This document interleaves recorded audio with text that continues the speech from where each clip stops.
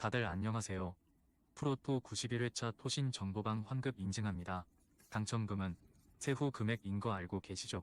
다들 아시겠지만 한 경기 취소되어 당첨금이 반토막 났지만 그래도 당첨 모두 축하드리며 오늘 경기도 분석 시작해보겠습니다. 금일 첫 번째 경기 한국전력 대 삼성화재 분석 시작해 보겠습니다. 한전은 개막전에서 강력한 우승 후보인 대한항공을 잡았다. 새로운 세터와 함께하는 이번 시즌인데 야마토가 다양한 공격 옵션을 잘 살렸고 주포 역할을 해야 하는 엘리안이 26점을 폭발했다. 가장 인상적인 건 임성진이었는데 중앙 파이프와 킥오픈 외에도 서브로 팀에 기여하며 26점을 65%의 성공률로 해냈다. 삼성화재는 홈 개막전에서 KB에 승점 3점을 따냈다. 3세트를 내주긴 했지만 나머지 세트에서는 확실하게 우위를 보였다.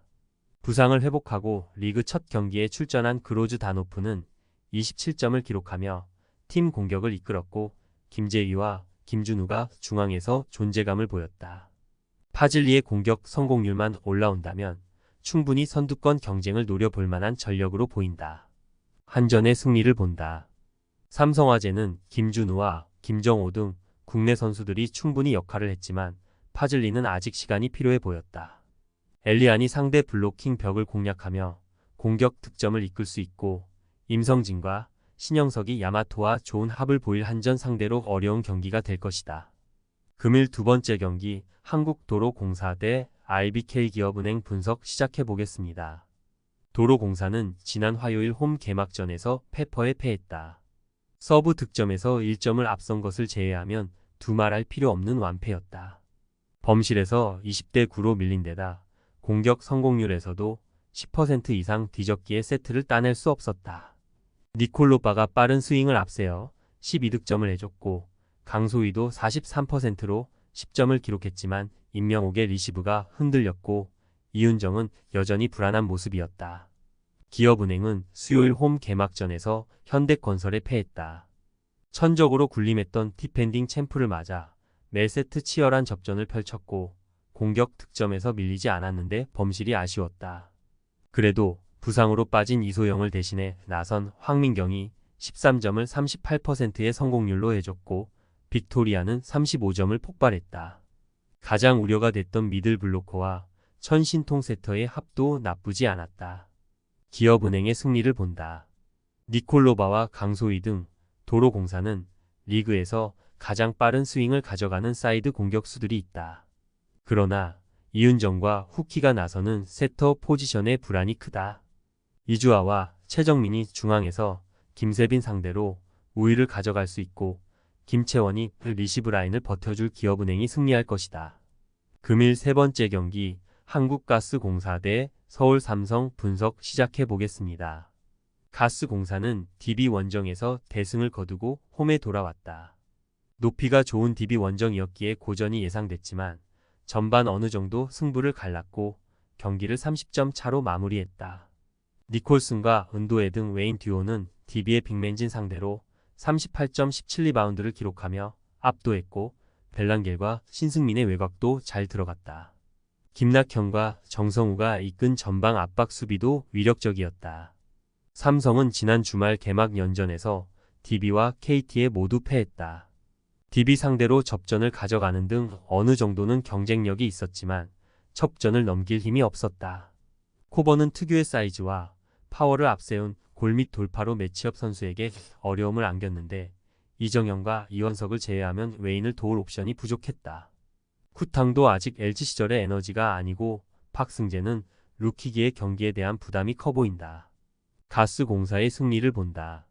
삼성은 박승재와 이동엽, 이정현 등이 볼핸들러로 나서 공격을 이끌어야 한다.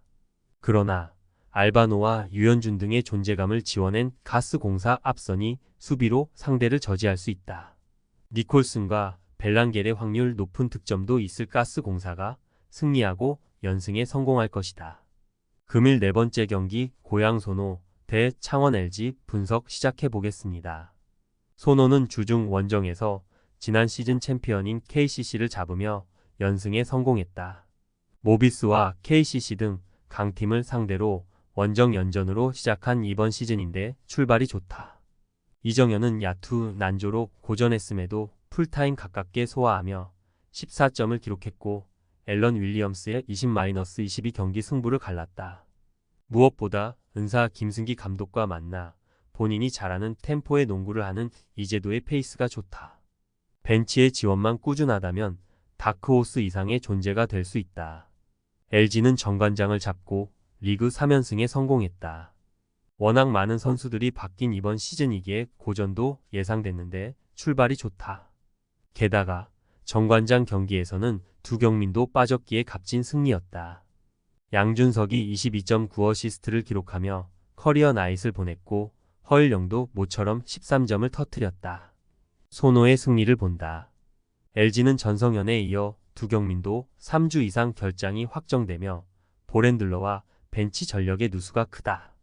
장태빈과 허일영 등이 활약을 해야 하는데 손호 상대로 우위를 점하지 못할 것이다. 이정현과 이재도가 유기상과 양준석의 젊은 듀오 상대로 매치업 우위를 가져갈 것이고 윌리엄스가 마레이 상대로 골밑에서 밀리지 않을 손호가 승리할 것이다. 금일 5번째 경기 안양 정관장 대 원주 DB 분석 시작해 보겠습니다. 정관장은 LG 원정에서 패하고 홈으로 돌아왔다. 시즌 초반 페이스가 가장 좋은 LG를 상대한 경기였지만 꾸준하게 접전을 이어갔는데 4쿼터 마무리가 좋지 않았다.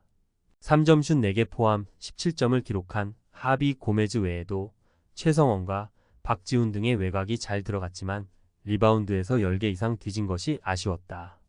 DB는 지난 목요일 홈 경기에서 가스공사에 충격적인 완패를 당했다.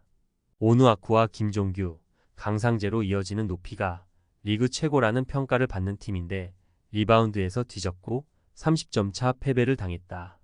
알바노는 SK전 부진에 이어 이 경기에서도 12개 야투 중 9개를 실패하며 6점에 그쳤고 포워드진의 득점도 나오지 않았다.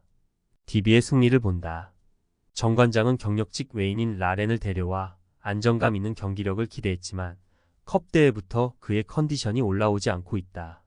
또 배병준과 이종현 등 30분가량 뛰는 주전 구간의 마진이 떨어진다. 오누아쿠가 라렌의 페인트존 진입을 막으며 상대 공격을 저지할 것이고 알바노와 이관희가 외곽을 책임질 DB가 승리할 것이다. 토신 최종 조합은 영상 아래 고정 댓글로 말 걸어주시면 토신 정보방에서 무료로 공유해드립니다. 제발 손해보면서 토토하지 말고 다같이 웃으면서 즐겁게 베팅합시다. 함께 하실 분들은 부담 갖지 마시고 편하게 말 걸어주세요.